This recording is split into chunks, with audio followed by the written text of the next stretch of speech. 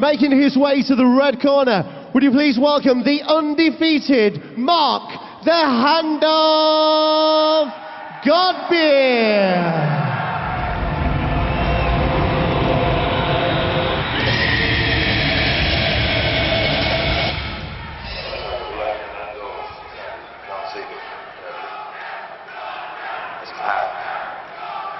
Come to us to be shared a common language.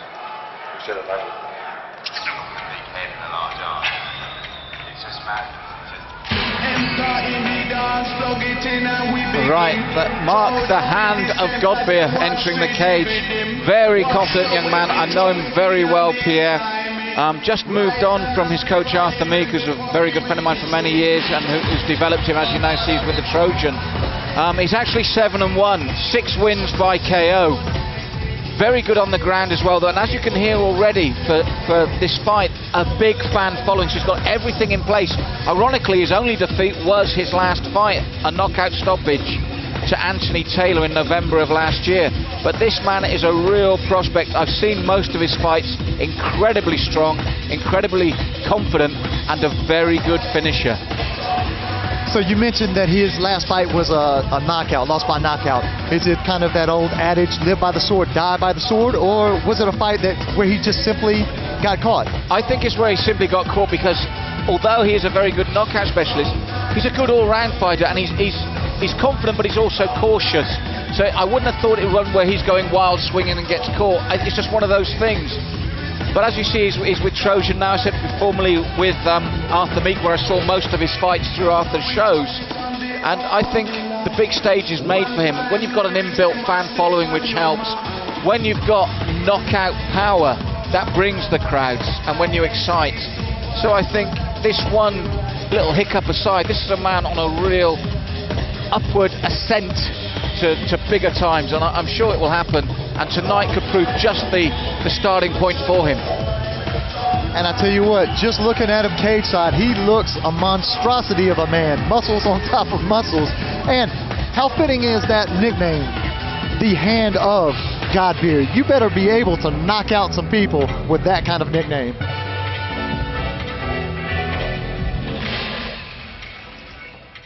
And now, ladies and gentlemen, from London, England, would you please welcome, making his way to the blue corner, Catalin Zmarandescu.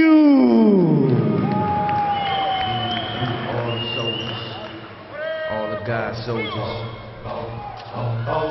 we at war. We at war with society, racism, terrorism, most of all, we at war with ourselves.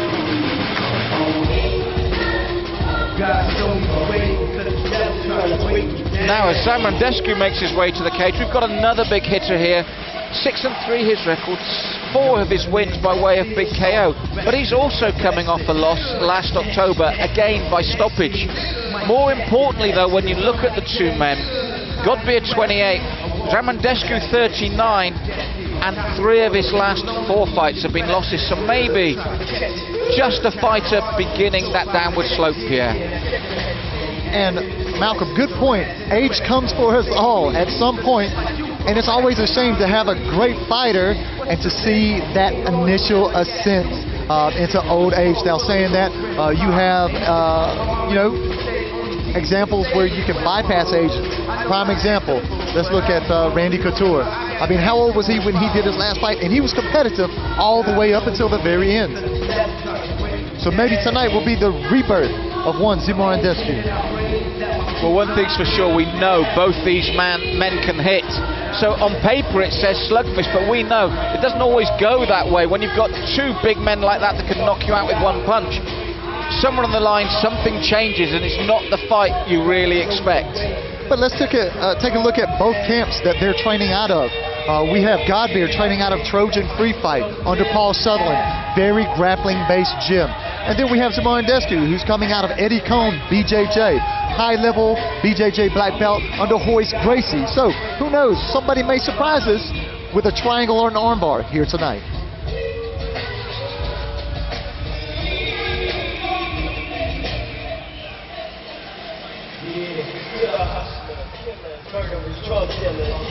Thank you, ladies and gentlemen.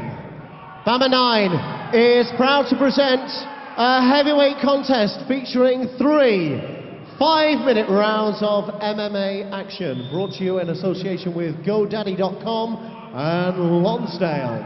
Our 3 scoring judges at ringside are Sully Mahmood, Ashley Grimshaw and Andy Roberts. The man in charge of the action is the referee, the third man in the cage, Mark Woodard. Firstly, introducing on my left, a man who brings to the ring a perfect 100% fight record. 8 visits to the cage, 8 victories, all of which have finished inside the scheduled distance. He was on the scales at an exact 240 pounds. Ladies and gentlemen, from Bridgewater, England, introducing the undefeated Mark the Hand of Godbeer. And across the ring stands his opponent in the blue corner. His official weight for this bout, 220 pounds. His fight record reads 6 victories, all of which have finished inside the scheduled distance from 9 visits to the cage. Ladies and gentlemen, from London, England, introducing Catalin Zmarandescu.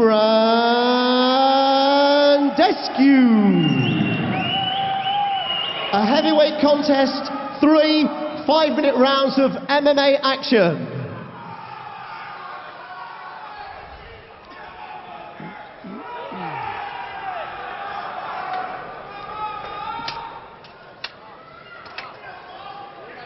You ready? You ready? Let's fight! So Pierre, let's see, we've got 2 big men used to stopping their opponents, but as you said, both in camps with fantastic ground games. So let's see how this really does develop. Now, do you play it cautious and do you set up the punches just to look to take your opponent down and try to work it from there, or do you stick to your bread and butter, what you know? And that question was answered right away by Zmarandescu. Immediately, double leg shot, putting Godbeer on his back. That's right, Godbeer started with those left jabs just to see where he was going, and a little short kick to the leg, but that kick, as you said, instantly responded and the man goes down.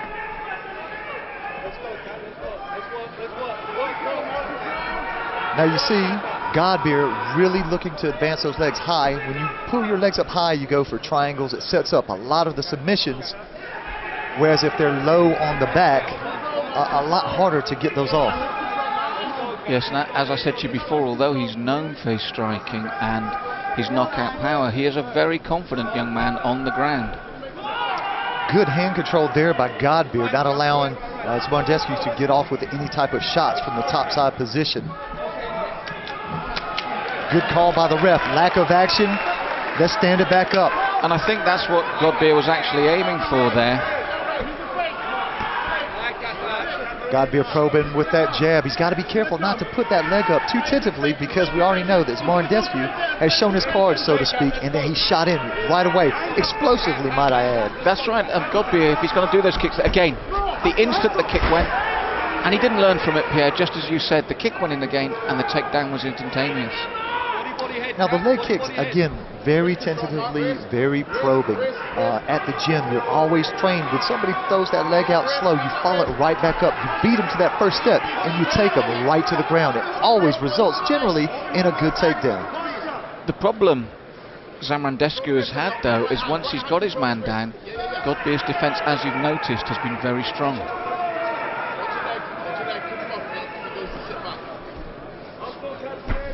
And good again. So Zmarandescu has scored twice with the takedowns. However, ooh, big shot. Godbeer takes it on the chin. However, backed up against the cage by Zmarandescu. High underhook. Looked like he was, ooh, good knee by Godbeer. A little bit of a back and forth action. Nobody really setting the tone here as of yet in the first round. No, I think if you looked at the 2 men, though, you'd have to be looking more at Zmarandescu at the moment, because as I said, perfect firing in for those 2 low leg kicks from Godbeer, and he shipped a short right hand from Catalin as well. So I think at the moment, as I said to you, I've seen him cautious before. I think he's just a little too cautious at the moment.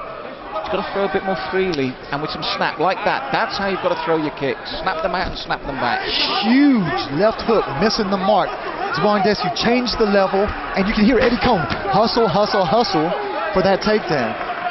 However, saying that, Godbeer once again finds himself back up on his feet with Zmarandescu back against the cage. I did say he is phenomenally strong, and he can go the distance. He's prepared to grind out wins, although he doesn't go the distance, but not always first round stoppages. He does grind opponents down, and he is incredibly strong.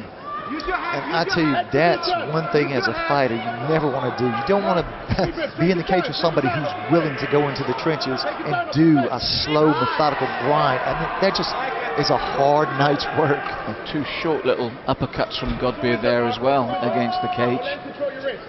And so far the problem for Zmarandescu is he's done everything right, but once he's got his man to ground, has not been able to capitalise on it.